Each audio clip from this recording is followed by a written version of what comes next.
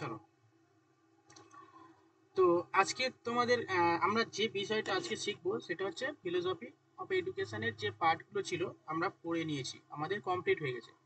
মানে হচ্ছে idealism, naturalism, and হচ্ছে প্র্যাগমাটিজম, রিয়েলিজম, এবং হচ্ছে যে মার্কসিজম, যে কনসেপ্টগুলো ছিল ফিলোসফির ক্ষেত্রে সেই দর্শনগুলো কমপ্লিট হয়ে গেছে।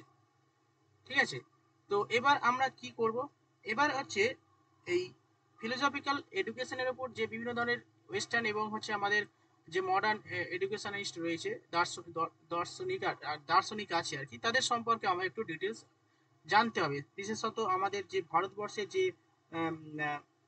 এডুকেটর আর কি, মানে মহান হচ্ছে শিক্ষাবিদ যে যারা হচ্ছে, যেমন হলো রবীন্দ্রনাথ ঠাকুর, স্বামী বিবেকানন্দ, এবং হচ্ছে গান্ধীজি এবং অরবিন্দ ঘোষ।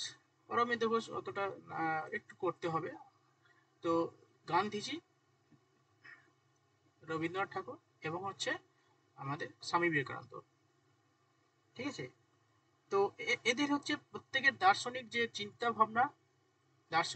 ভাবনাগুলো আমাদের করতে হবে। এবং হচ্ছে ওয়েস্টার্ন যে ফিলোসফার রয়েছে স্পেশালি রুসো, জন ডিউ এবং হচ্ছে ফ্রয়েবেল, এনাদের দার্শনিক যে চিন্তা ভাবনা এগুলো একটু করতে হবে, করলে এই পার্টটা কমপ্লিট হয়ে যাবে। কি পড়তে হবে সেটা আমি বলে দিলাম। এবার হচ্ছে আমি আস্তে আস্তে একটা একটা পার্ট ধরবো। ঠিক আছে, এবং আজকে যে পার্টটা আমরা শিখবো, দেখি কতটা কি হয়। সেটা হচ্ছে গান্ধীজির যে ফিলোসফি রয়েছে, গান্ধিয়ান যে ফিলোসফি রয়েছে সেটা আমরা দেখব। এবং হচ্ছে রবীন্দ্রনাথ টেগরের যে ফিলোসফি রয়েছে, রবীন্দ্রনাথ টেগর এবং হচ্ছে গান্ধিয়ান যে ফিলোসফি রয়েছে সেগুলো একটু জানার চেষ্টা করব। ঠিক আছে, তো চলো শুরু করে দিই। দেখো, আমি এখানে স্ক্রিন শেয়ার করছি, কিন্তু এরকম ভাবে আমি পড়াতে পারি না। ওই যে পিডিএফ দেখে দেখে পড়ানো আমার এটা মানে হয় না। কিন্তু এখন সব ডিমান্ড আসছে আর কি, ডিমান্ড বলতে কি, পিডিএফ দেখে আমার হয় না পড়ানো।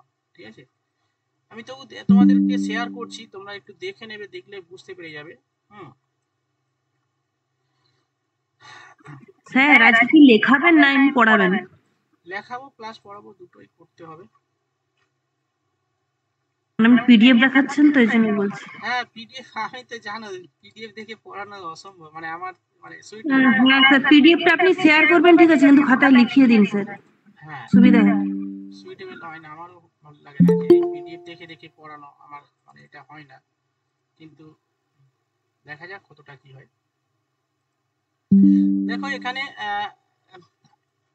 যে পিডিএফটা তোমরা দেখতে পাচ্ছ, এটা হচ্ছে গান্ধীজি না, রবীন্দ্রনাথ টেগরের যে ফিলোসফি রয়েছে, হ্যাঁ, এডুকেশনাল থিঙ্কার রবীন্দ্রনাথ টেগর এর যে ফিলোসফি রয়েছে সেই ফিলোসফি ডিটেলস। ওকে ওকে, তো চলো আমি একটু বলি, তারপরে একটু পিডিএফ দেখা দেখি হবে। ঠিক আছে, দেখো রবীন্দ্রনাথ ঠাকুর, আমাদের যে ফিলোসফিক্যাল দর্শন রয়েছে, থিঙ্কার রয়েছে, সেই থিঙ্কারদের মধ্যে রবীন্দ্রনাথ, গান্ধীজি এবং হচ্ছে বিবেকানন্দ, এই তিনটে করলে মোটামুটি একটা চলে আসবে। ঠিক আছে, তো ঊনবিংশ শতাব্দীতে যখন ওই নবজাগরণের সূত্রপাত ঘটলো, ওই সময় আর কি আমাদের এই যে ভারতবর্ষে যে মহান দার্শনিকদের উদ্ভব হয়েছে, যেমন বিবেকানন্দ, গান্ধীজি, রবীন্দ্রনাথ টেগর, এইগুলো। ঠিক আছে, তো এখান থেকে আমরা রবীন্দ্রনাথ টেগরের যে দর্শন সেটা আমরা জানবো। ঠিক আছে, রবীন্দ্রনাথ টেগর কি বলছেন, কোথায় জন্ম হয়েছে, কত সালে জন্ম হয়েছে, এগুলো একটু ছোটবেলার জিনিস, এগুলো একটু জেনে। কত সালে জন্ম হয়েছে কেউ বলতে হবে? 1800 কত সালে রবীন্দ্রনাথ টেগর? 1861। হ্যাঁ, 1861 সালে রবীন্দ্রনাথ ঠাকুর জন্মগ্রহণ করেন এবং মারা যান কত সালে? 1941 সালে। 41, হ্যাঁ, 80 বছর বয়সে। 80 বছর বয়সে তিনি মারা যান। তো যাই হোক, কত মানে জোড়াসাঁকোর ঠাকুর পরিবারে তিনি জন্মগ্রহণ করেছিলেন। তিনি মানে ছোট ছেলে ছিলেন আর কি ফ্যামিলির, তাই তো? ছোট ছেলে তো নাকি বড় ছেলে ছিল? ছোট ছেলে ছিল। তো যাই হোক, তিনি তো এনার হচ্ছে মানে রবীন্দ্রনাথ ঠাকুরের জীবন দর্শন আজকে আমরা পড়বো। ইনি ছিলেন অ্যাকচুয়ালি ভাববাদী। ঠিক আছে, আমরা যেটা আইডিয়ালিজম প্রথমে পড়ে নিয়েছিলাম, সেই মানে রবীন্দ্রনাথ ঠাকুরের যে চিন্তা ভাবনা ছিল, যে দার্শনিক চিন্তা ভাবনা ছিল, মানে ভাববাদী চিন্তা ভাবনার উপর প্রতিষ্ঠিত ছিল এবং দার্শনিক দিক থেকে তিনি একজন ভাববাদী ছিলেন, ঠিক আছে। এবং তিনি আধ্যাত্মিক শক্তির উপর বেশি গুরুত্ব দিয়েছিলেন আর কি, আধ্যাত্মিক যেমন স্বামী বিবেকানন্দ দিয়েছিলেন, তো রবীন্দ্রনাথ ঠাকুরও মানে আধ্যাত্মিক বিষয় যেহেতু ভাববাদী দৃষ্টিভঙ্গি, ভাববাদী যে আইডিয়ালিস্টিক যে কনসেপ্ট, এই আইডিয়ালিস্টিক কনসেপ্টের মেন যে বিষয় ছিল যে আধ্যাত্মিকতা, ঠিক আছে, মানে সেলফ রিয়েলাইজেশন। হ্যাঁ, সেলফ রিয়েলাইজেশন করতে হবে। সেলফ রিয়েলাইজেশন করলে আমরা কি করব, আমরা আমরা ঈশ্বরের কাছে পৌঁছে যাব, কারণ এই সমস্ত কিছু সৃষ্টির মূলে রয়েছে ঈশ্বর, এবং সেই মানে এখানে সেলফ রিয়েলাইজেশনের কথা বলা হয়েছে, ঠিক আছে। তো এবার হচ্ছে আমরা এই রবীন্দ্রনাথ ঠাকুরের যে চিন্তা ভাবনা এখানে পয়েন্ট করে সব দেয়া রয়েছে, এগুলো একটু দেখো। এখানে রবীন্দ্রনাথ ঠাকুরের যে এম অফ এডুকেশন, এই এম অফ এডুকেশনের মধ্যে অনেক রয়েছে, সেলফ রিয়েলাইজেশন, ইন্টেলেকচুয়াল ডেভেলপমেন্ট, হচ্ছে physical development, love of humanity, এই সমস্ত পয়েন্টগুলো, establishment of relationship between man and gods, freedom, correlation of object,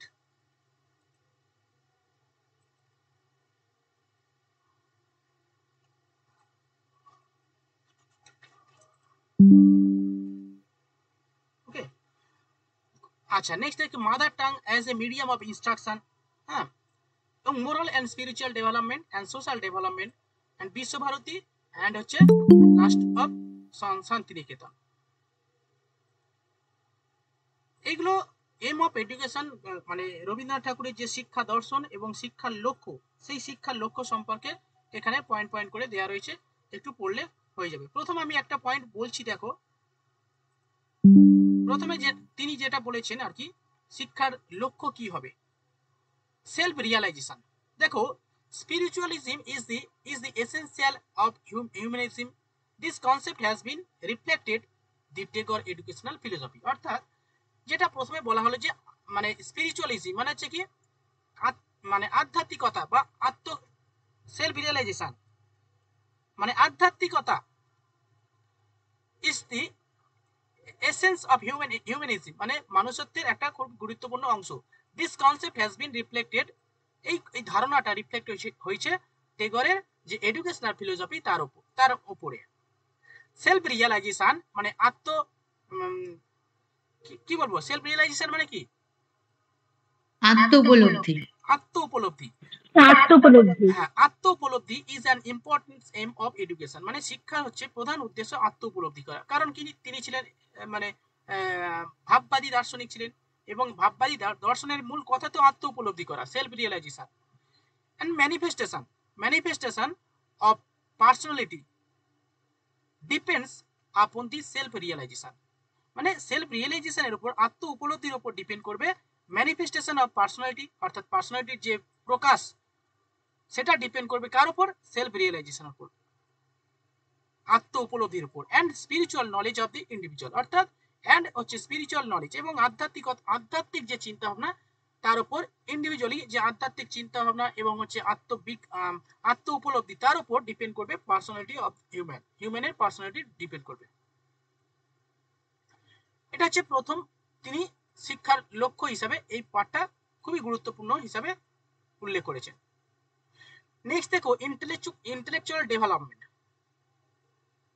এখানে কি বলছেন দেখো, Tagore also greatly emphasise the intellectual development of the child, অর্থাৎ শিশুর যে মানে বুদ্ধিমত্তার যে বিকাশ, সেটা হচ্ছে খুবই গুরুত্বপূর্ণ ভাবে তিনি এমফাসাইজ করেছেন, জোর দিয়েছেন। The Tagore also greatly emphasise the intellectual development of children. By intellectual development he means, মানে তিনি ইন্টেলেকচুয়াল ডেভেলপমেন্ট বা যে বুদ্ধিমত্তার যে বিকাশ, সেটা বলতে কি বোঝাচ্ছেন, বলছে he means the development of imagination and creativity, free thinking, মানে এবং content curiosity and alertness of mind, অর্থাৎ তিনি যে ইন্টেলেকচুয়াল ডেভেলপমেন্টের বিষয়ের যে উল্লেখ করেছেন, সেটা বলতে তিনি বোঝাচ্ছেন যে ইমাজিনেশন, কল্পনা শক্তি বাড়াতে হবে, কাল্পনিক মানে কল্পনা করতে হবে, কাল্পনিক imagination power, and thinking of free thinking মানে ক্রিয়েটিভ ফ্রি থিঙ্কিং মানে মুক্ত চিন্তনের কথা বলেছেন, অ্যান্ড কন্টেন্ট কিউরিওসিটি এবং হচ্ছে যে কন্টেন্ট বিষয়বস্তু তার যে মানে কৌতূহল সেটার উপর গুরুত্ব দিয়েছেন, and alertness of the mind. Children must be free to adapt their own way of learning, which would lead to all-round development. এবং তিনি বলতে চাইছেন যে চিলড্রেন মাস্ট বি ফ্রি মানে শিশুদের অবশ্যই মুক্ত করতে হবে এবং মুক্ত পরিবেশে তাদেরকে রাখতে হবে, যাতে ফ্রিলি থিঙ্কিং করতে পারে, ফ্রিলি ইমাজিনেশন করতে পারে, অ্যান্ড ফ্রিলি কন্টেন্ট ক্রিয়েট করতে পারে। এটা করতে পারলে কিন্তু তার ইন্টেলেকচুয়াল ডেভেলপমেন্ট হবে।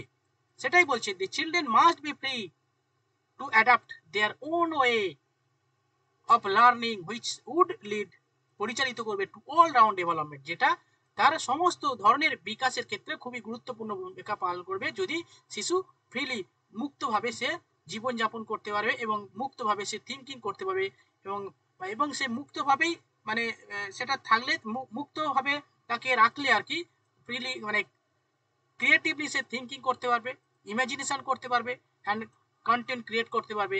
এবং এটা করতে পারলে অলরাউন্ড ডেভেলপমেন্ট হবে শিশুর ক্ষেত্রে, শিশুর অলরাউন্ড ডেভেলপমেন্ট হবে।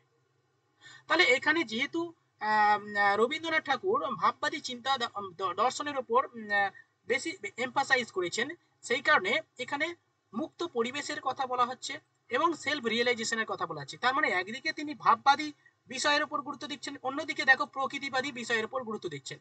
ফ্রি ডেভেলপমেন্ট তখনই হবে মানে প্রাকৃতিক মুক্ত পরিবেশে। তিনি সেই কারণে মানে শিক্ষা দেওয়ার জন্য তিনি শান্তিনিকেতন প্রতিষ্ঠা করেছিলেন, তাই না? এই যে কালকে হোলি হবে, দোল হবে আমাদের, হ্যাঁ সেই শান্তিনিকেতনে এখন তো বিশাল ভিড় হচ্ছে, আমরা যাবো বলে কিন্তু আর যাওয়া হলো না। হ্যাঁ প্রচুর নাকি ভিড় হয়, এখন প্রচুর ভিড় হয় না, বিশাল ভিড় হয়। আমরা মানে কারা? আপনি একা না সঙ্গে কেউ যাচ্ছে? হ্যাঁ সঙ্গে তো যাবো, একা একা একা আর ভাল লাগে বলো, একা একা আর কি ভাল লাগে, সঙ্গে তো থাকবে কেউ। যাওয়ার কথা ছিল সঙ্গে, এখন নাকি যাবে না, ওই জন্য স্যারও যাবে না। হ্যাঁ একা একা ভাল লাগে নাকি কিছু, দোগলা সবই বুঝি নিন, শুরু করুন আপনার শান্তিনিকেতন। সত্যি মানে প্রচুর ভিড় নাকি এই সময়, নালে যেতাম, যাদের এখানে বাড়ি সবাই তো জানে। হ্যাঁ, তার জন্য একটা হলুদ পাঞ্জাবি কিনতে হবে, ঠিক আছে? হলুদ পাঞ্জাবি, হ্যাঁ, আচ্ছা। আর এই আপনি যেরকম করে পড়াচ্ছেন এরকম করে চলে যাবেন নাকি? প্রপার ড্রেস কোড মেনটেন করতে হবে ওখানে গেলে, নাহলে আপনাকেই সবাই ঘুরে ঘুরে তাকাবে। তাই, আচ্ছা। গলায় পলাশের মালা ঝুলিয়ে নেবেন। পলাশের মালা, সে ঠিক আছে, গলায় মালা আবার মালা পরানোর জন্য একজনকে চাই, ঠিক আছে? সে নাই রাস্তা থেকে একটা গুড়ি নেবো, কি আছে অসুবিধা কোথায়, ওখানে প্রচুর পাওয়া যাবে। আর ছাতিম গাছের পাতা মাথায় গুঁজে নেবেন। সব পেয়ে যাবো ওখানে, ওখানে গেলেই সব পেয়ে যাবো, আর খুঁজে মানে নিয়ে যেতে হবে না, ঠিক আছে, সবই তো জানো। তো চলো কোথায় ছিলাম? প্রাকৃতিক পরিবেশের উপর গুরুত্ব দিয়েছি। হ্যাঁ ফিজিক্যাল ডেভেলপমেন্ট। তো টেগর কি বলছেন, টেগর দেখো, Tagore educational philosophy also aim at the physical development of children. তো প্রত্যেক দার্শনিক চিন্তা ভাবনা সেখানে অলরাউন্ড ডেভেলপমেন্টের উপর গুরুত্ব দিয়েছেন, যেমন কি imagination power, intellectual development, physical development, social development, psychomotor development বা হচ্ছে ইটিসি সমস্ত ধরনের ডেভেলপমেন্টের উপর গুরুত্ব দিয়েছেন। ঠিক সেরকম ফিজিক্যাল ডেভেলপমেন্টের উপর ডেভেলপমেন্টের জন্য টেগর কি বলছেন যে Tagore's educational philosophy also aimed at the physical development of the children. He gives much importance to a sound and the healthy physics কি বলছি সাইকোলজি হবে, ফিজিক্স না কি বলছে এটা, PHY ফিজিক্স মানে শারীরিক স্বাস্থ্যের উপর গুরুত্ব। There were different kind of the exercise such as yoga, game and sports, হ্যাঁ এই সমস্ত বিষয় এবং prescribe in the Santiniketan as the integral part of the educational system. তো এখানে কি বলছেন যে রবীন্দ্রনাথ ঠাকুর ফিজিক্যাল ডেভেলপমেন্টের উপর মানে ফিজিক্যাল ডেভেলপমেন্টের জন্য শিশুকে কি করতে হবে, শিশুকে মানে মানে বিভিন্ন ধরনের হেলদি মানে শারীরিক স্বাস্থ্যের জন্য বিভিন্ন ধরনের গুরুত্বের কথা বলেছেন, বিভিন্ন বিষয়ের কথা বলেছেন, যেমন যোগা করতে হবে, হ্যাঁ, গেম খেলতে হবে বলেনি। গেম মানে আমাদের এখন ভিডিও গেম বা ফোনের গেম না, স্পোর্টস গেম, মানে বিভিন্ন ধরনের খেলাধুলা এবং হচ্ছে স্পোর্টসের কথা বলেছে এবং যোগার কথা বলেছে, এবং যে কারণে তিনি শান্তি নিকেতনে এবং এটা একটা গুরুত্বপূর্ণ ইন্টিগ্রাল পার্ট হিসাবে এডুকেশন সিস্টেমে অন্তর্ভুক্ত করেছে শান্তিনিকেতনে, যেখানে যোগা থাকবে, গেম থাকবে, স্পোর্টস থাকবে, ইটিসি ইত্যাদি। এর মাধ্যমে কি হবে, ফিজিক্যাল ডেভেলপমেন্ট হবে শিশু। এটা হচ্ছে দৈহিক বিকাশ, শারীরিক বিকাশের জন্য এই সমস্ত বিষয় তিনি, এবং এই সমস্ত বিষয় উল্লেখ করার জন্য মানে এই সমস্ত মানে ডেভেলপমেন্টের জন্য যে ভাববাদী যে চিন্তা ভাবনা বা মানে রবীন্দ্রনাথের যে শিক্ষা দর্শন, সেই শিক্ষা দর্শনে আমাদের যে পাঠ্যক্রম রয়েছে সেই পাঠ্যক্রমে বিনোদনের খেলাধুলা, তারপর দৌড়ঝাঁপ বা বিভিন্ন ধরনের যোগা, এই যোগা যদি আর রিসেন্টলি হয়েছে অ্যাড হয়েছে, এই সমস্ত বিষয়গুলো যুক্ত করতে হবে। তাহলে কি হবে, একজন শিক্ষার্থী মানে প্রকৃত দৈহিক বিকাশ ঘটবে। ঠিক আছে, এবং এখানে আরো রয়েছে নৈতিকতা বিকাশ এবং আধ্যাত্মিক বিকাশ। এগুলো তো রবীন্দ্রনাথ অবশ্যই বলবেন, কারণ যেহেতু তিনি মানে ভাববাদী দার্শনিক। ঠিক আছে, লাভ অফ হিউম্যানিটি, ভালোবাসা, মানব ভালোবাসা, লাভ of humanity. Tagore help that the entire universe is one family, অর্থাৎ তিনি বলছেন যে পুরো বিশ্ব ব্রহ্মাণ্ড হচ্ছে একটা family. Education can teach pupil to realize the oneness of the global, and education for international understanding and the universal brotherhoods is another important aim of the educational philosophy. The feeling of oneness can be developed through concepts like fatherhood of gods and brotherhood of human beings. In other words, all being are equal. এগুলো তোমরা পড়লে সবই বুঝতে পারবে যে টেগর তিনি কিসের উপর তিনি বলছেন যে আমাদের সমগ্র বিশ্ব হচ্ছে একটা ফ্যামিলি। ব্যাস, ফ্যামিলি মানে কি, এখানে সবাই ভাই বোন, বাবা, এরকম আর কি।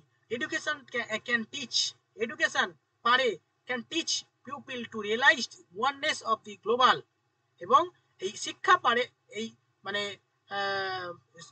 পিপলকে রিয়েলাইজ করতে একটা মানে মানে ওয়াননেস অফ এ গ্লোবাল, মানে আমরা বিশ্ব ব্রহ্মাণ্ড একটাই ফ্যামিলি। ঠিক আছে, এটাই এডুকেশনের মাধ্যমে পিপলকে, জনগণকে মানে জানাতে পারে আর কি।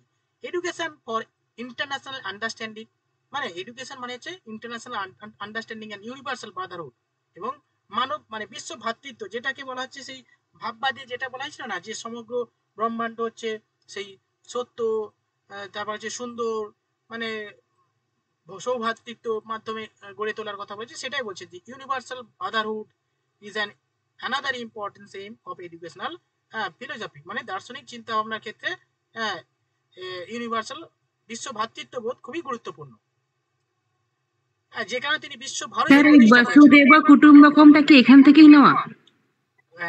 বাসুদেব কুটুম্বকম এটা অনেক আগে থেকে নেয়া, রবীন্দ্রনাথ ওই সব থেকে নিয়েছে, সেগুলো তো সেই আমাদের ইয়েতে বলা রয়েছে, প্রাচীন যে দার্শনিক চিন্তা বেদে মনুস্ক্রিপ্ট থেকে নেওয়া হয়। বসুন্ধরা কুটুম্বকম মনুস্ক্রিপ্ট থেকে নেওয়া হয়েছে। মনুস্ক্রিপ্ট থেকে ও নেওয়া হয়েছে, মনুসংহিতা থেকে। আচ্ছা, ঠিক আছে।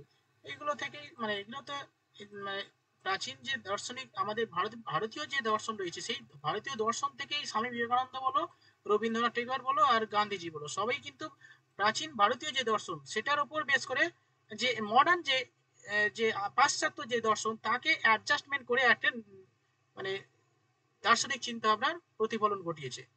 স্বামী বিবেকানন্দ সেম, তিনি বলেছেন যে আমাদের যে ভারতীয় যে সংস্কৃতি রয়েছে, ভারতীয় যে দর্শন রয়েছে, সেইগুলো হচ্ছে ইম্পর্টেন্স, এবং যেগুলোকে মডার্ন যে পাশ্চাত্য দর্শন রয়েছে তার সঙ্গে অ্যাডজাস্টমেন্ট করে তিনি একটা নতুন চিন্তা ভাবনা দিয়েছেন, দার্শনিক চিন্তা ভাবনা। সবই কিন্তু ইন্ডিয়ান মানে প্রাচীন দর্শন। চলো,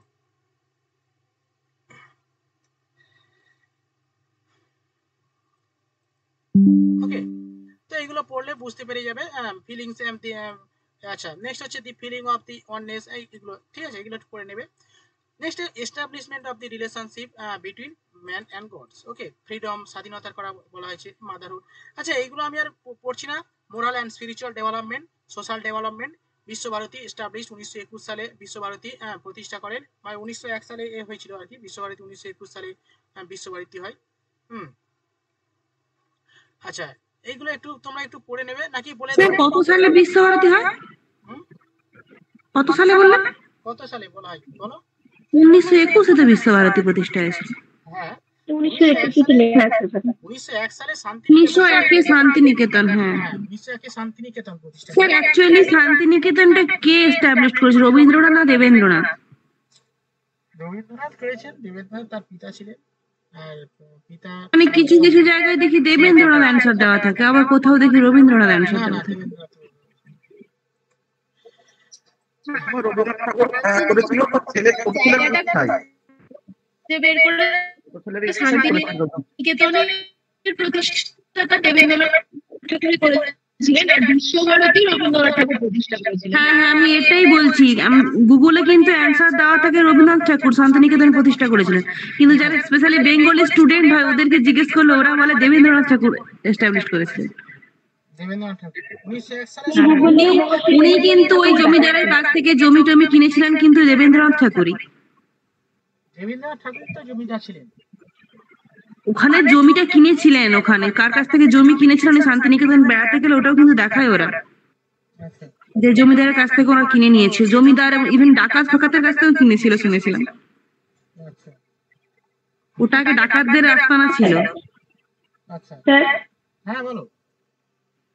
স্যার বলছি যে রবীন্দ্রনাথ তাহলে এই যে তার এই দর্শনটা দেখতে মানে পড়লে বোঝা যাচ্ছে যে একাধারে মানে উনি প্রকৃতিবিদও ছিলেন, আবার দিকে হচ্ছে এই ভাববাদী ছিলেন। তাহলে যদি প্রশ্ন আসে এরকম যে চারটে অপশন দিয়ে তার মধ্যে যে প্রকৃতিবাদীও থাকে আবার ভাববাদীও থাকে, তাহলে কোনটা অ্যাপ্রোপ্রিয়েট হবে, ভাববাদীটা? হ্যাঁ ভাববাদী যাও, হ্যাঁ ভাববাদী হবে। না, ও জিজ্ঞেস করছে আপনি যেদিন কোশ্চেন দিয়েছিলেন চারটে অপশন দিয়েছিলেন, naturalism, idealism, idealism naturalism both ছিল, ওটা আপনি অ্যান্সার দিয়েছেন, ওই জন্য জিজ্ঞেস আর করছি। যদি দুটোই দেওয়া থাকে তাহলে কোনটা হবে appropriate? দুটো হলে দুটোই, কারণ রবীন্দ্রনাথ ঠাকুর ন্যাচারালিজমও বিশ্বাস করতেন। না যদি দুটো মানে অপশনে দিয়ে থাকি তাহলে অবশ্যই দুটো করতে হবে, ঠিক আছে। আর যদি অথবা থাকে তাহলে স্যার একটা তাহলে মানে নতুন করে যদি আলাদা। প্রথমে শোনো, প্রশ্নের মানে পালস জানতে হবে কি বলতে চাইছে, ঠিক আছে। যদি সেরকম ভাবে প্রশ্ন মানে ইন্ডিকেট করে তাহলে অবশ্যই ভাববাদী হবে। এবার যদি ভাববাদী না থাকে, ন্যাচারালিজম থাকে, তাহলে ন্যাচারালিজম করবে, আর যদি বোধ থাকে বোধ হবে, ঠিক আছে। ঠিক আছে স্যার। আচ্ছা চলো আমি এই পিডিএফটা তোমাদের আমি গ্রুপে দিয়ে দেবো, তোমরা একটু দেখে দেখে মানে মোটামুটি পড়ে নেবে। মোটামুটি তো আমি হালকা করে বলে দিলাম, তোমরা আশা করি বুঝতে পেরে যাবে, ঠিক আছে। চলো এবারে আমি মোটামুটি একটা রবীন্দ্রনাথ সম্পর্কে একটা কনসেপ্ট দিচ্ছি এবং লেখাচ্ছি, ঠিক আছে, এবং সঙ্গে সঙ্গে কিছু ইনফরমেশন তোমরা খাতায় লিখতে থাকো, ঠিক আছে। চলো, রবীন্দ্রনাথ ঠাকুরের ওকে শিক্ষা স্যার। দর্শন। হ্যাঁ,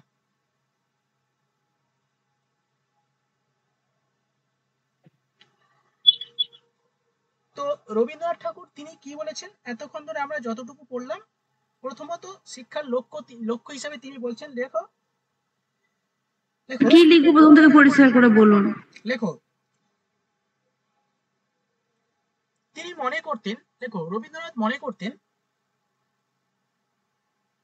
জীবনের মূল লক্ষ্য হলো মোক্ষ লাভ। জীবনের মূল লক্ষ্য হলো মোক্ষ লাভ, মোক্ষ লাভ।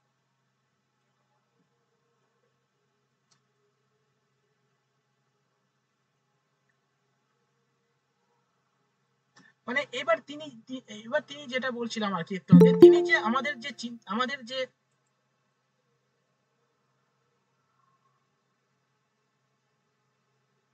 ঠিক আছে। নেক্সট দেখো,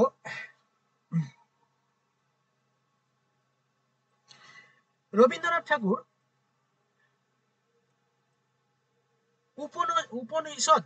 উপনিষদীয় চিন্তা ভাবনা দ্বারা তিনি প্রভাবিত হয়েছিলেন। দেখো রবীন্দ্রনাথ ঠাকুর উপনিষদীয় চিন্তাধারা দ্বারা তিনি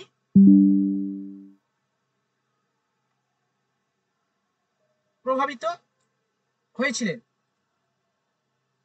এবং দার্শনিক চিন্তাধারার দিক থেকে তিনি ছিলেন ভাববাদী, এবং দার্শনিক চিন্তাধারার দিক থেকে তিনি ছিলেন ভাববাদী।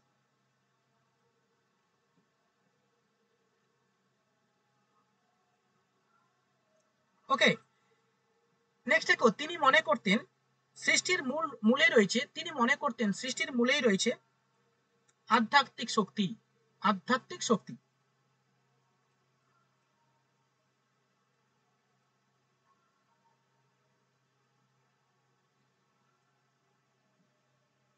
আধ্যাত্মিক শক্তি। ওকে, লাইনটা রিপিট করুন। দেখো, তিনি মনে করতেন সৃষ্টির মূলে রয়েছে আধ্যাত্মিক শক্তি।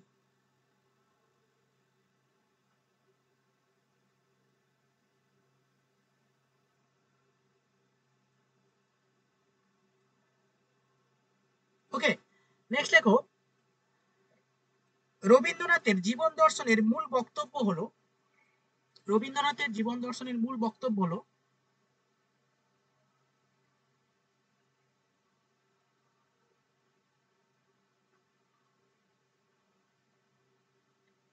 বিশ্ব বৈচিত্র্যের মাঝে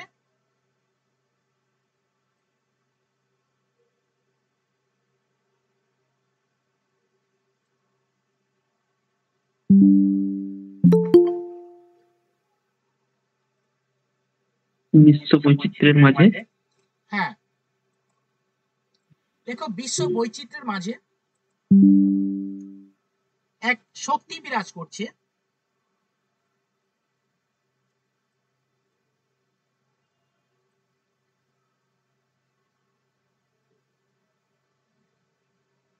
এবং বহু বৈচিত্র্যের মাঝে তার ঐক্যের যে নিয়ম,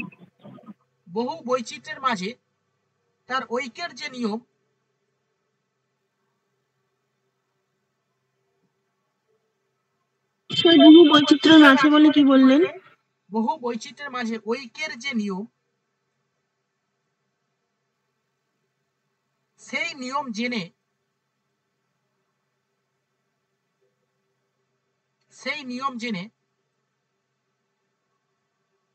আনন্দ রূপে তাকে লাভ করাই হলো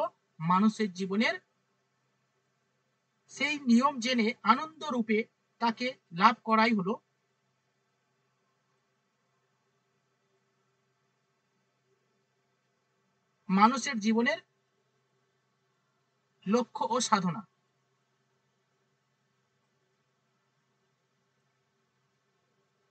স্যার আরেকবার বলুন। আচ্ছা, নিয়ম মেনে পর কি বললেন? নিয়ম জেনে আনন্দ রূপে তাকে লাভ করাই হলো মানুষের জীবনের লক্ষ্য ও সাধনা।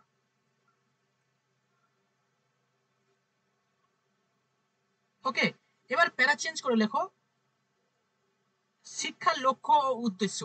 লেখো এম অফ এডুকেশন।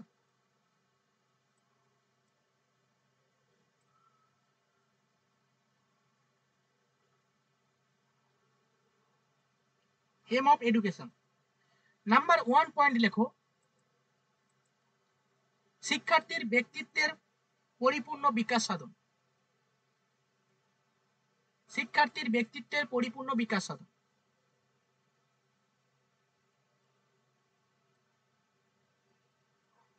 নাম্বার 2 লেখো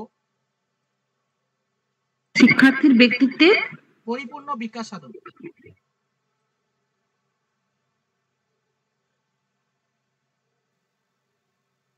নেক্সট লেখো নাম্বার 2 শিক্ষার্থীর মধ্যে সৌন্দর্যবোধের বিকাশ সাধন। সৌন্দর্যবোধের বিকাশ ঘটানো।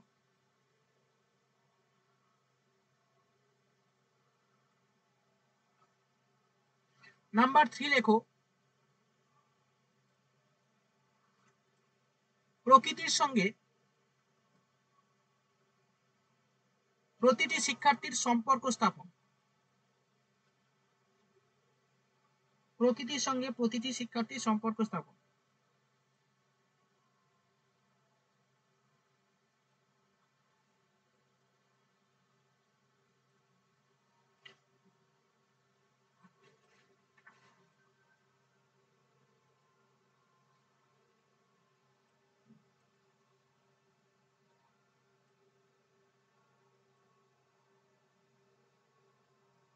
হয়েছে? ওকে, নেক্সট লেখো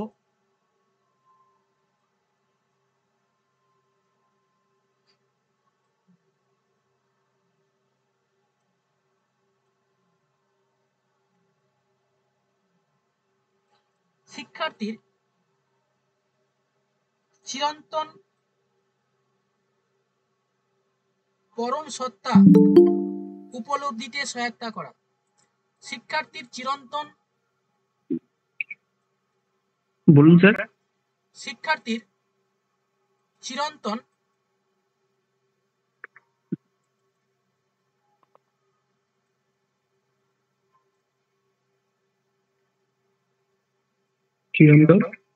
শিক্ষার্থীর চিরন্তন পরম সত্তার উপলব্ধিতে সহায়তা করা। পরম সত্তা উপলব্ধিতে সহায়তা করা। ওকে, দেখো এই কটা পয়েন্ট লেখো। এবার দেখো আমি যেটা বলবো সেটা হচ্ছে একটু শুনে নাও, তারপরে বলছি। দেখো অ্যাকচুয়ালি তিনি তো ভাববাদী চিন্তাধারার ব্যক্তি ছিলেন, মানে রবীন্দ্রনাথ ঠাকুর ভাববাদী চিন্তাধারা দ্বারা প্রভাবিত হয়েছিলেন, ঠিক আছে? এবং তার যে শিক্ষা তত্ত্ব, হ্যাঁ, তার যে থিওরি, অ্যাকচুয়ালি এই থিওরিটা পুরোটাই বাস্তববাদী আর কি, বাস্তববাদের ওপর ভিত্তি করে প্রতিষ্ঠিত।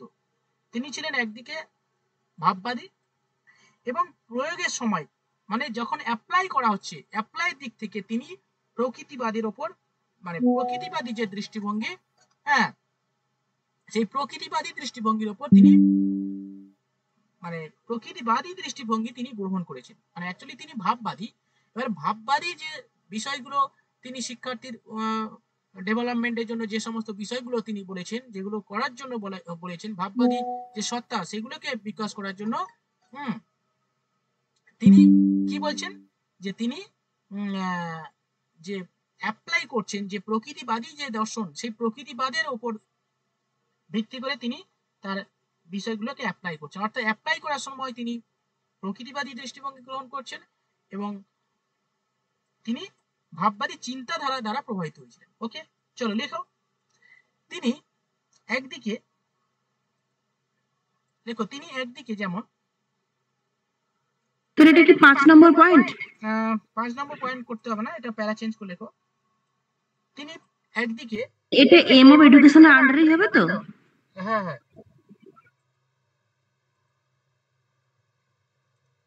বা ওটা এটা হয়ে গেছে, এম অফ এডুকেশন হয়ে গেছে। এবার প্যারা চেঞ্জ করে দেখো। তিনি একদিকে ভাববাদী চিন্তাধারা দ্বারা প্রভাবিত হন, ভাববাদী চিন্তাধারা দ্বারা প্রভাবিত হন। অন্যদিকে প্রয়োগবাদে এবং প্রয়োগের সময়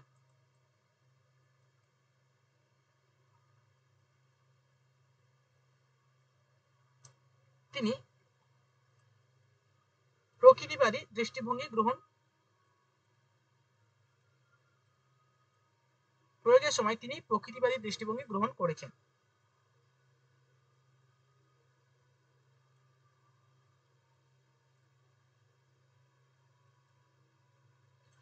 ওকে,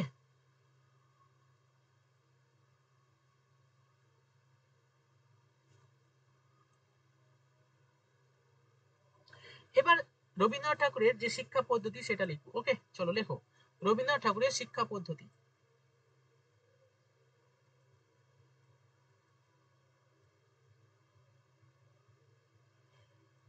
teaching method of Rabindranath, teaching method of Rabindranath লেখো। অ্যাকচুয়ালি তিনি রবীন্দ্রনাথ ঠাকুর কোনো নির্দিষ্ট পার্টিকুলার যে টিচিং মেথডের কথা কোনো উল্লেখ করেনি। ওকে, তিনি অ্যাকচুয়ালি ইন্দ্রিয় অনুশীলনের মাধ্যমে, যেহেতু প্রকৃতিবাদী দৃষ্টিভঙ্গি, মানে অ্যাপ্লাইয়ের ক্ষেত্রে তিনি প্রকৃতিবাদী দৃষ্টিভঙ্গি গ্রহণ করেছেন, সেই কারণে মানে পার্টিকুলারলি লিখে নাও, তিনি কোনো নির্দিষ্ট শিক্ষণ পদ্ধতি উল্লেখ করেন। ওকে,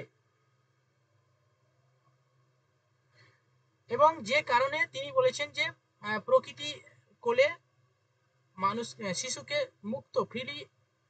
মুক্ত রাখতে হবে, সেখানে সে ফ্রিলি থিঙ্কিং করবে, ফ্রিলি ইমাজিনেশন করবে। তিনি কোনো নির্দিষ্ট শিক্ষা পদ্ধতি উল্লেখ করেননি না, তবে তিনি ইন্দ্রিয় অনুশীলনের উপর তবে তিনি ইন্দ্রিয় অনুশীলন এবং প্রকৃতি পর্যবেক্ষণ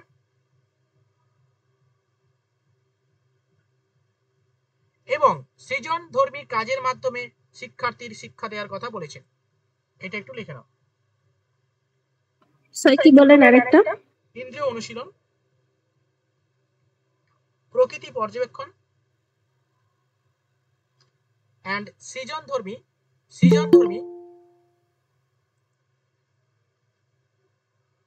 স্যার আরেকবার রিপিট করবেন। হ্যাঁ লেখো, তিনি ইন্দ্রিয় অনুশীলন, প্রকৃতি পর্যবেক্ষণ ও সৃজনধর্মী কাজের মাধ্যমে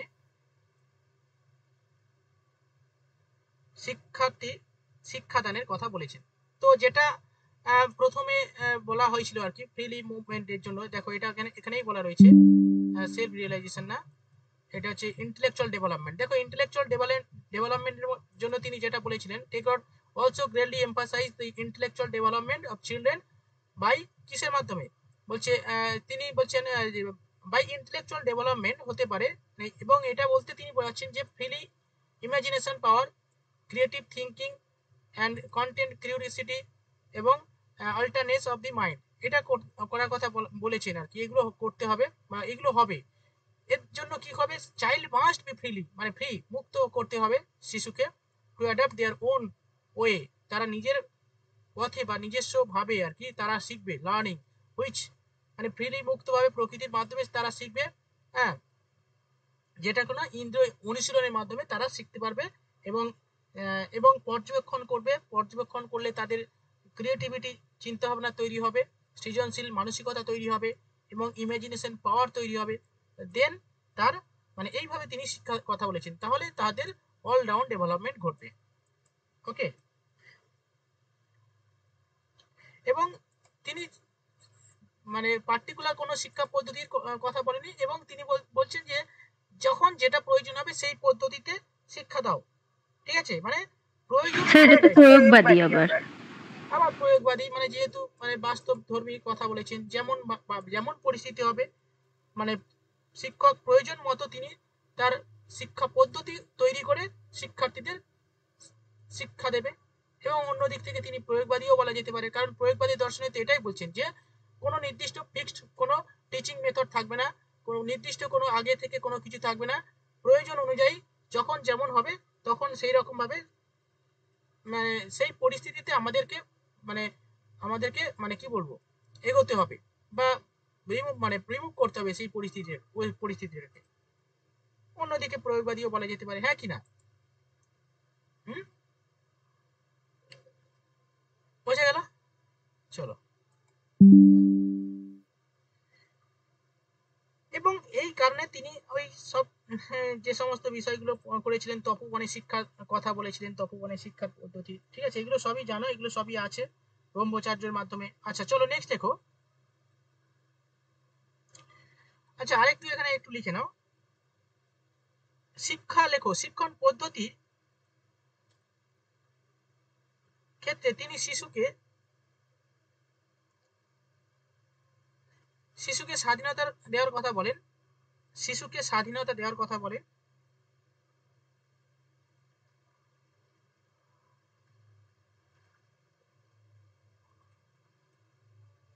ওকে, এবং শুধু স্বাধীনতার কথা তিনি বলেননি, স্বাধীনতা দেওয়ার সঙ্গে সঙ্গে কঠোর যে সংযম বা ব্রহ্মচার্য পালন সেই বিষয়ের কথা বলেছেন। চলো লেখো, তিনি শান্তিনিকেতনে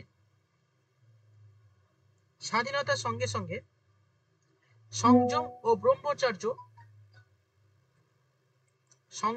ব্রহ্মচার্য পালনের কঠোর নির্দেশ দিয়েছিলেন। চলো এটা কমপ্লিট, নেক্সট লেখো। পালনের সে ব্রহ্মচর্যের আগে কি বললেন? সংযম ও ব্রহ্মচর্য পালনের নির্দেশ দিয়েছিলেন।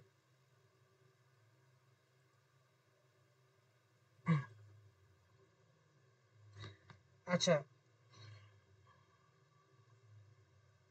নেক্সট দেখো কারিকুলাম। কারিকুলাম মানে পাঠ্যক্রম।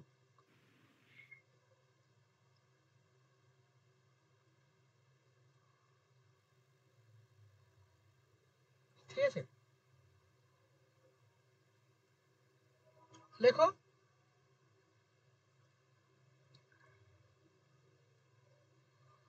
লেখো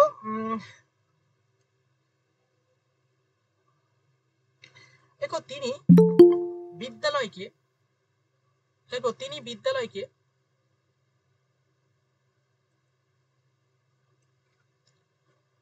ওকে লেখো তিনি বিদ্যালয়কে মানব সংস্কৃতির অনুশীলনের ক্ষেত্র হিসেবে বিবেচনা করেছেন। মানব সংস্কৃতির আচ্ছা মানব সংস্কৃতির কোথায় গেল, মানব সংস্কৃতির অনুশীলনের ক্ষেত্র হিসেবে বিবেচনা করেছেন।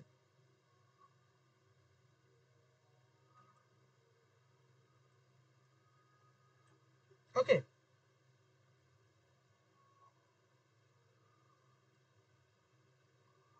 এবং তিনি বলতে চাইছেন যে যেহেতু তিনি তার লক্ষ্য ছিল যে মানব সংস্কৃতি বিকাশ, বিশ্ব ভ্রাতৃত্ব মানে সৌভ্রাতৃত্ব বোধ, এবং সেগুলো তখন শিশুদের বিকাশ ঘটানো যাবে মানে এবং এই সমস্ত মানে বিশ্ব ভ্রাতৃত্ব বোধ, তারপর হচ্ছে মানে এই মানে বিশ্ব ভ্রাতৃত্ব বোধ বা আধ্যাত্মিকতার বিকাশ, এই সমস্ত বিষয়গুলোকে ডেভেলপমেন্টের জন্য তিনি পাঠ্যক্রমে সেই সমস্ত বিষয় অন্তর্ভুক্ত করার কথা বলেছেন যেগুলোর মাধ্যমে মানে এই সমস্ত মানব সংস্কৃতির বিকাশ ঘটে, বিশ্ব ভ্রাতৃত্ববোধের বিকাশ ঘটে। হ্যাঁ, সেগুলো কি কি লেখো লেখো তিনি সেই সমস্ত বিষয়কে পাঠ্যক্রমে অন্তর্ভুক্ত কথা মানে অন্তর্ভুক্ত করার কথা বলেছেন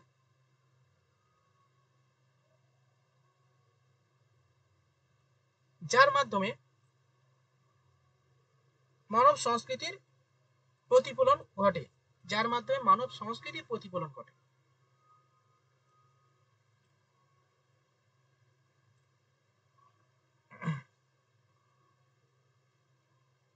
এবং এর জন্য লেখো এবং এর জন্য তিনি পাঠ্যক্রমে যার মাধ্যমে মানব সংস্কৃতির বিকাশ ঘটে মানে মানব সংস্কৃতির প্রতিফলন ঘটে, মানব সংস্কৃতির প্রতিফলন ঘটে মানে এই কারণে তিনি লেখো এই জন্য তিনি পাঠ্যক্রমে ভাষা, সংস্কৃতি, সাহিত্য, মানব সংস্কৃতির তার একটু মানব সংস্কৃতির প্রতিফলন ঘটে। হ্যাঁ, তারপর কি বললেন? এই জন্য তিনি পাঠ্যক্রমে ভাষা ও সাহিত্যের বিকাশের জন্য রামায়ণ মহাভারত পাঠের কথা বলেন। এই জন্য তিনি পাঠ্যক্রমে ভাষা সাহিত্য মানে ভাষা সাহিত্য অগ্রাধিকার দিয়েছেন। লেখো ভাষা সাহিত্য অগ্রাধিকার দিয়েছেন। ভাষা সাহিত্যের বিকাশের জন্য বললেন তো, কি বলেছে ভাষা তিনি এই জন্য তিনি পাঠ্যক্রমে ভাষা সাহিত্য বিকাশের জন্য কি তারপর কি বললেন? লেখো লেখো ভাষা সাহিত্য বিকাশের জন্য এবং মানসিক লেখো এবং সুস্থ মানসিকতা গঠনের জন্য, এটাও লেখো, এবং সুস্থ মানসিকতা গঠনের জন্য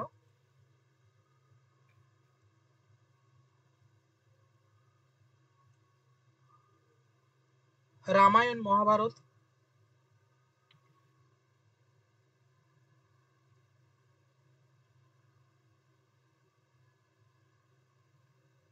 পাঠের কথা বলেন।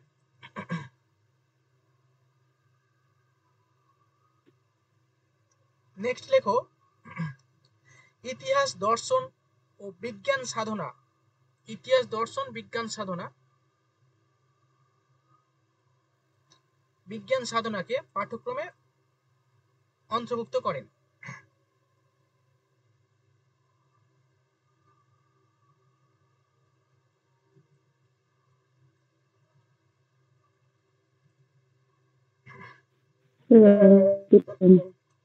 আচ্ছা নেক্সট লেখো প্যারা চেঞ্জ করে লেখো।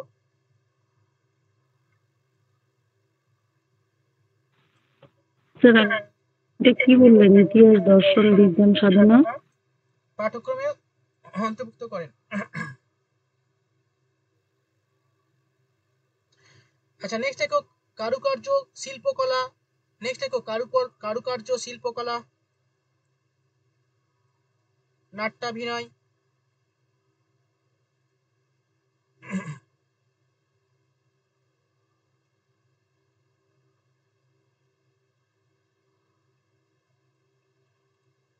নাট্যাভিনয় এবং কারুকার্য শিল্পকলার হ্যাঁ, কারুকার্য শিল্পকলা, নাট্যাভিনয় হয়েছে প্রভৃতি সাংস্কৃতিক বিষয়ের অন্তর্ভুক্ত করেন। প্রভৃতি সাংস্কৃতিক বিষয়ের অন্তর্ভুক্ত করেন।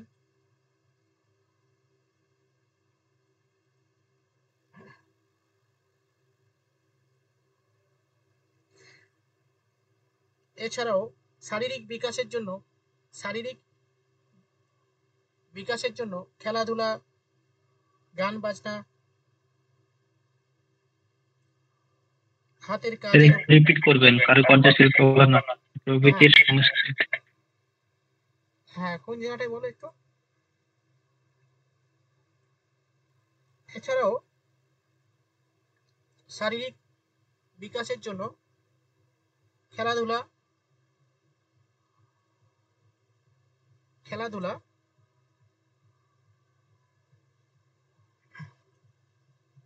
হয়েছে, বাগানের কাজ এবং হাতের কাজের উপর গুরুত্ব দেন। চলো নেক্সট, এই পার্টটা হয়ে গেছে, পাঠ্যক্রম হয়ে গেছে। চলো নেক্সট দেখো মাস এডুকেশন।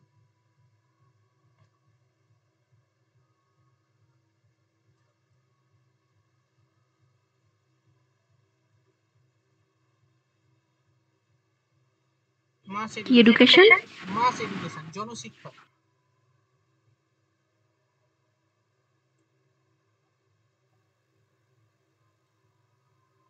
মানে মাস এডুকেশন বলতে কি বলতো, অ্যাকচুয়ালি স্বামী বিবেকানন্দ এই মাস এডুকেশনের উপর বেশি এমফাসাইজ করেছিলেন।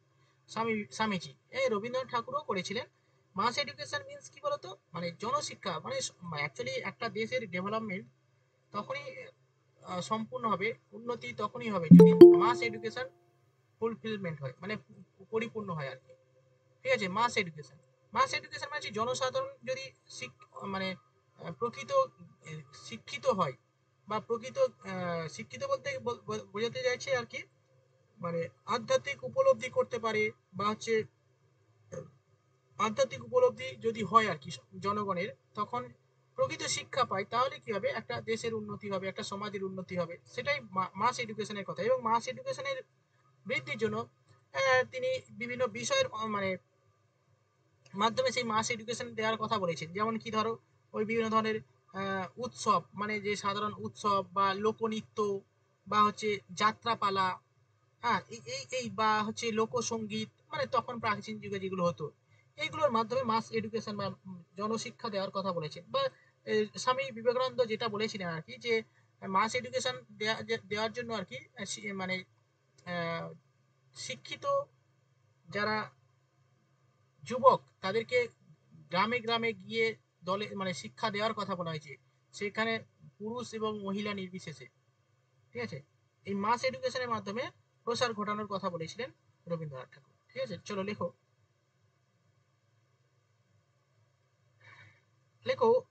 রবীন্দ্রনাথ বুঝতে পেরেছিলেন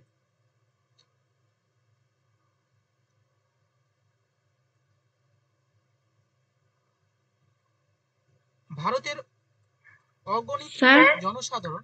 হ্যাঁ বলো। স্যার কি বললেন লাইনটা প্রথমে?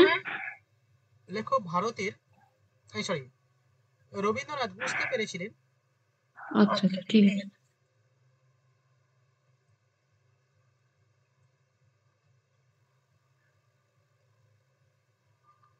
ভারতের অগণিত জনসাধারণ শিক্ষার আলোক থেকে বঞ্চিত।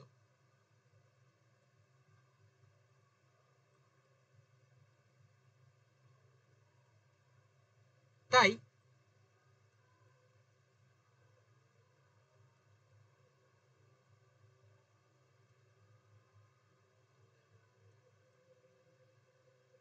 হয়েছে। জনশিক্ষা বা মাস এডুকেশন গড়ে তোলার কথা বলেন।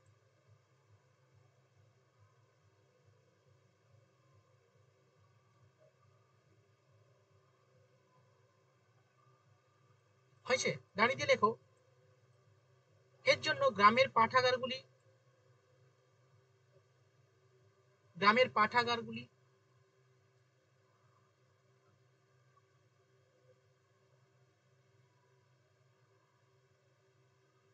পাঠাগারগুলিকে জনশিক্ষা প্রসারের কেন্দ্র হিসাবে গড়ে তোলার কথা বলেন। পাঠাগারগুলি জনশিক্ষা প্রসারের কেন্দ্র হিসাবে গড়ে তোলার কথা বলেন। ওকে, চলো এছাড়াও যাত্রাপালা, লোকনৃত্য, লোকসঙ্গীত প্রভৃতির মাধ্যমে জনশিক্ষা প্রসারের কথা বলেন। কি আরেকবার বলুন। কি নাটক? এছাড়া যাত্রা, নাটক, লোকনৃত্য মাধ্যমে জনশিক্ষা প্রসারের কথা বলেন। চলো এটা হয়ে গেছে। আচ্ছা, এবার বাকি যে পার্টটা, এই শান্তিনিকেতন, রবীন্দ্রনাথ ঠাকুর, যে এই পার্টটা একটু আমার মানে পিডিএফ এ দেয়া হয়ে গেছে, ওটা একটু তোমরা একটু পড়ে নেবে, ঠিক আছে? পিডিএফ থেকে দেখে নেবে।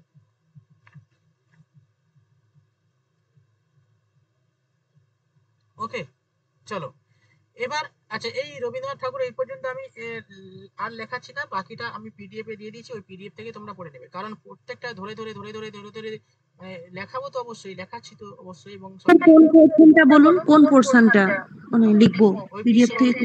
বিশ্বভারতী আর ওই শান্তিনিকেতন, এই পার্টটা একটু মোটামুটি একটা কনসেপ্ট জানলেই হবে, ঠিক আছে? আচ্ছা আচ্ছা, ঠিক আছে। বাচ্চা বলা মাত্র ছোট ছোট মানে ধরে ধরে এই করে পড়লে হবে না, মানে পড়তে তো অবশ্যই হবে, আমি তো সেই কারণে ধরে ধরেই পড়াচ্ছি, কিন্তু অ্যাকচুয়ালি মানে কি বলতো, আমি মেন বিষয়টা বলি, কনসেপ্টটা জানতে হবে, পুরো বিষয়টা কনসেপ্টটা জানতে হবে, এবং হচ্ছে একটা, এবারে আমি ধরো এই রবীন্দ্রনাথ যদি ধরে ধরে লেখায়, তাহলে আমার অনেক সময় লাগবে না, তো সেই কারণে আমি তো এই নোটস করেছি তোমাদের জন্য, নোটস নোটস দিয়ে দেবো, নোটস কিছু লিখবে, এবং যেগুলো মেন বিষয় সেগুলো আমি লিখে দিচ্ছি, ঠিক আছে?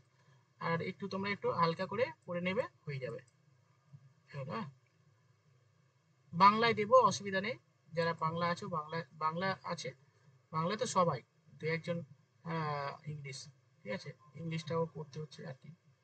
চলো এখন যেটা পড়বো সেটা হচ্ছে কি, গান্ধীজি। আর এনার্জি নেই বেশি, আবার 1 ঘন্টা হয়ে গেল। আচ্ছা, গান্ধীজি করাবেন এখন? গান্ধীজিটা অনেকটা বড়, তবুও লেকচার লেন্দি হয়ে যাচ্ছে না? হ্যাঁ, লেকচার লিঙ্ক গান্ধীজির বেসিক এডুকেশন গেলেই তো ওখানেই তো অনেকটা টাইম লেগে যাবে। মাথা খারাপ হয়ে যাবে। ইংলিশ কি বেঙ্গলি, এই যে কথা অ্যাকচুয়ালি কি বলতো, এই কন্টিনিউয়াস কথা বলে না, প্রচুর মানে 1 ঘন্টা কন্টিনিউয়াস পড়া মানে মানে মাথা খারাপ হয়ে যাবে, বিশাল হয়ে যায় না, তোমরা বুঝতে পারো, তোমরাও তো। এডুকেশন কি বেঙ্গলিতে হয় না ইংলিশে? সবে ইংলিশে। হ্যাঁ, তুমি এতদিন ক্লাস করছো, মক টেস্ট দিচ্ছ না কেন? সুচিত্রা রায়চৌধুরী, তুমি তো অনেকদিন অ্যাডমিশন হয়েছে। আজ পড়াবেন স্যার, নেক্সট দিন পড়াবেন, আজকে শুরু করলে তো শেষ হবে না। হ্যাঁ ওটা, এবং এনার্জিও আমার বেশি নেই সত্যি কথা বলতে, এটা যখন পড়াবো একটু এনার্জি না হয়। আজকে তাহলে ইয়েটা থাক, বুঝলে, ওই গান্ধীজিটা পরের দিন হবে, গান্ধীজি পরের দিন দুটো আমি পড়ে দেবো, গান্ধীজি আর বিবেকানন্দ। স্যার একটা কোশ্চেন, হ্যাঁ অরূপ স্যার বলুন। বলছি ম্যাথসের কি ক্লাস এখানে হয়? হ্যাঁ ম্যাথস কালকের হবে, কালকে না, মঙ্গলবার দিন হবে। মানে প্রত্যেক মঙ্গলবার করে? হ্যাঁ মঙ্গলবার রাত 8টায়। আচ্ছা আচ্ছা।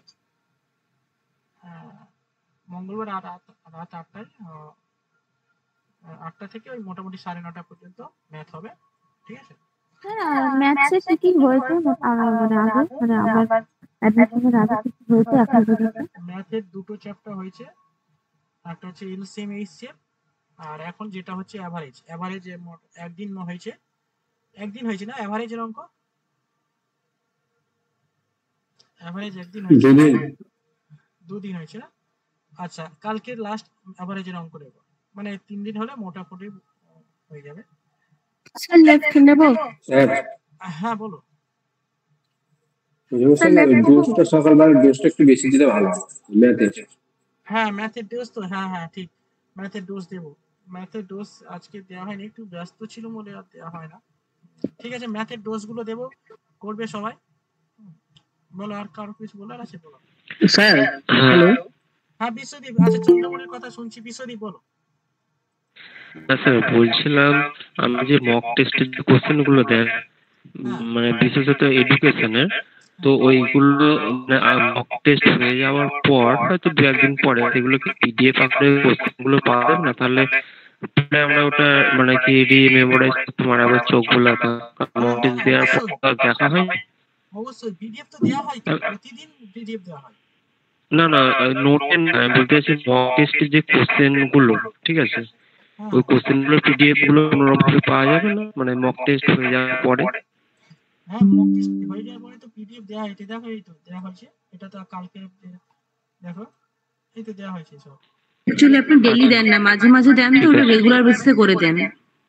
ও আচ্ছা আচ্ছা, 2-1 দিন স্কিপ হয়ে যায় মনে হয়, আমি হয়তো মনে থাকে না। এর আগের দিন মনে হচ্ছে কোনটা দেওয়া হয়নি বলো তো? হ্যাঁ স্যার, বিশেষ করে এডুকেশনটা দিলে উপকার হয়, কারণ এডুকেশনের কোশ্চেন পড়ানো আর কোশ্চেন কিন্তু সম্পূর্ণ আলাদা।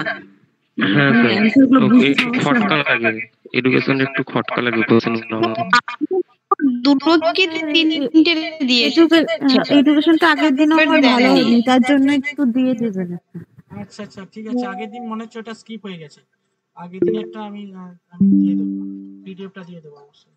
স্যার আপনি 3টে থেকে 4টে